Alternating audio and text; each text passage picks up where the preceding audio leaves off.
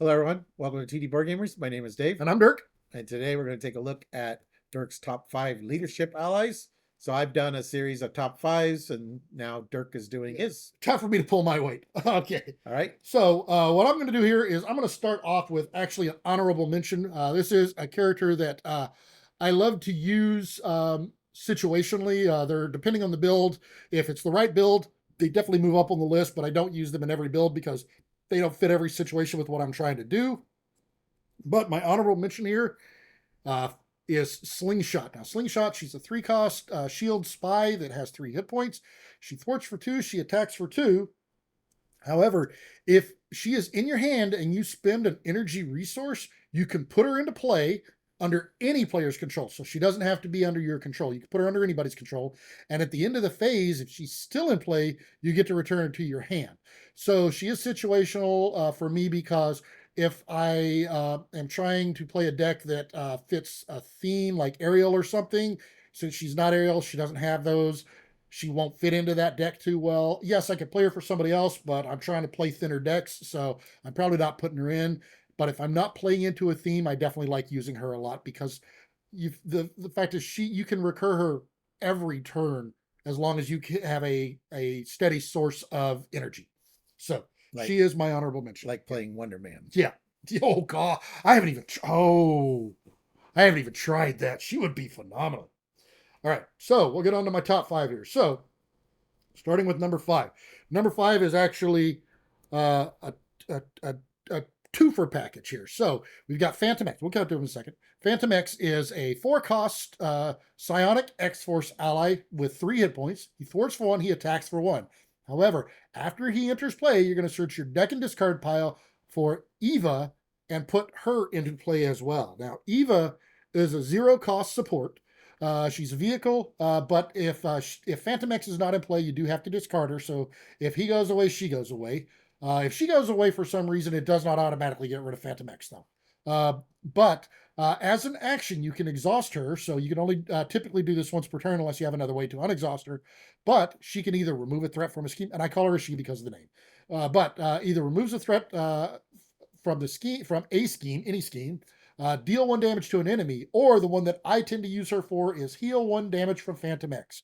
So if you are able to use that action every turn, basically you can activate Phantom X every turn. He does cost 4, so he's on the very expensive side for me for an ally.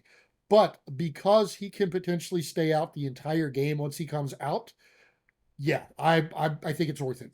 He brings Eva out, and then if she's in your hand, you just use her as a resource to pay for him, so that you can bring her back from the discard pile. But yes, so a potentially permanent ally. My number 5, Phantom X and Eva. All right, my number 4 here, we've got Adam Warlock. Now, Adam Warlock is a 3-cost aerial mystic ally.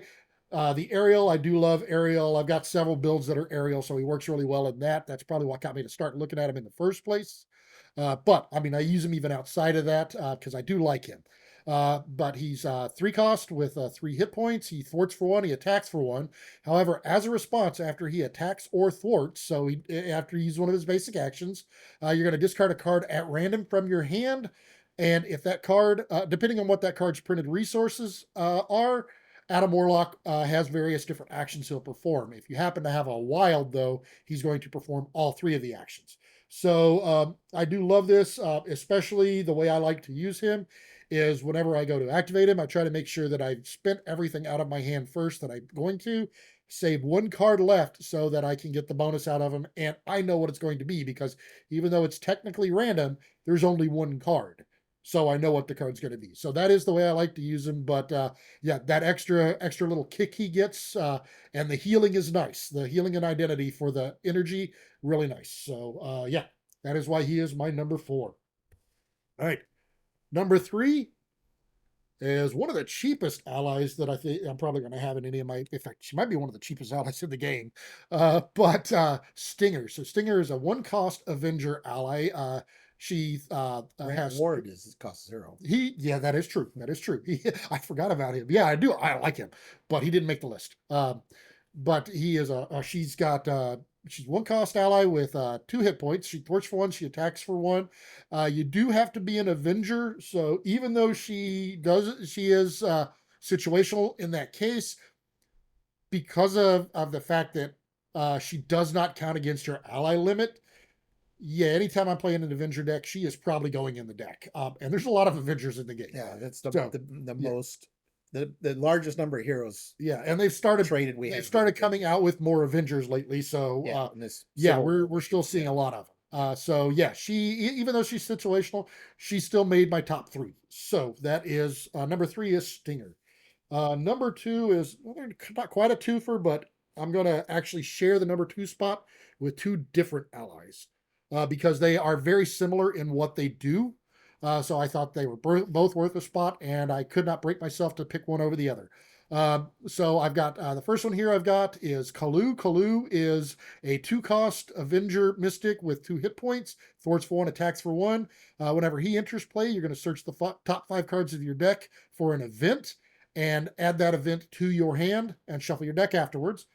And what Black Panther does is he costs 4, but he does have 4 hit points.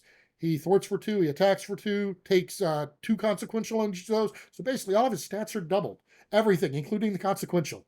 But whenever he comes into play, you're going to choose a leadership event in your discard pile. So this one does have to be in your discard pile. But it's a leadership event. You're going to place it under him, and you can always play that event that's attached to him as though it were in your hand. So that is nice. He's got the restriction. It does have to come from your discard pile. It does have to be a leadership event, but it does not take up a spot in your hand. So as long as he's out, you can continue to use that at any point in time. So I do love that aspect of it. But both of them are basically searching for an event that basically can be used right away. So that is why they kind of share the spot for number 2. So number 1, I don't know. This is a hard one. I don't know. I think we should end the video here. Yeah, we probably should. Anybody who actually knows anything about me knows this is not only my favorite ally in leadership, it's my favorite ally. In fact, it is my favorite single card in the game right now. This would be Maria Hill. Maria Hill, I loved her in the comics anyways, but they have made such a great card with this. She is a 2-cost shield ally with 2 hit points. She thwarts for 2, she attacks for 1. And the response on the surface doesn't necessarily sound like the greatest thing in the world, but after she enters play, each player draws a card. So in a 1-player game, she's drawing 1 card. 2-player game, 2, 3, 4, and a 4-player game. So she's drawing 4 cards for a cost of 2. However, and why I love this card so much is they have put so many things in this game that allow you to recur her. So you can play her over and over and over again. I have played her several times in a turn in 4-player games and basically filled up the hands of every player on my team. And it allows us to get just monster turns whenever I'm using her.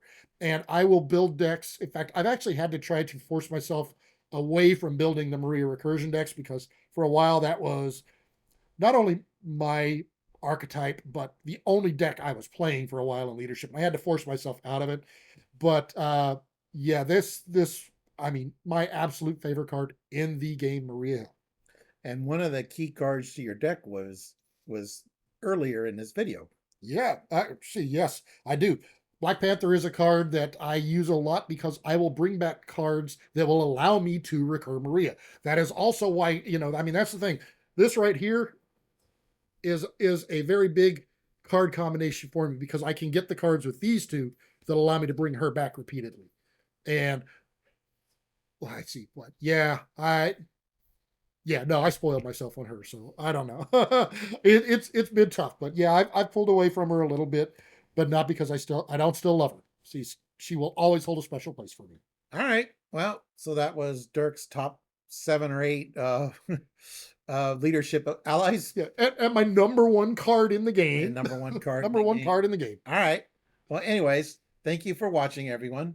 Please like and subscribe. And if you want to see more content by us, go and hit that notification bell down there, and you'll get alerts whenever we post a new video. Just like whenever I play Maria again and again and again. All right, I'm going to end this.